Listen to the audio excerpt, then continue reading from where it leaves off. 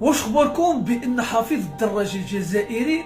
كيقول في الحساب ديالو الرسمي في الفيسبوك على ان الجزائر كتسحب الملف الترشيح ديالها لاستضافة كأس الكاف 2025. وعلى حسب ما كيقول الإعلامي الجزائري حفيظ الدراجي على أن السبب ديال سحب الجزائر الملف الترشيح ديالها لاستضافة الكاف 2025 هو التركيز على الدوري الجزائري وتنميته كرويا، وكذلك أنهم يركزوا على المنتخب الجزائري ديالهم في التدريبات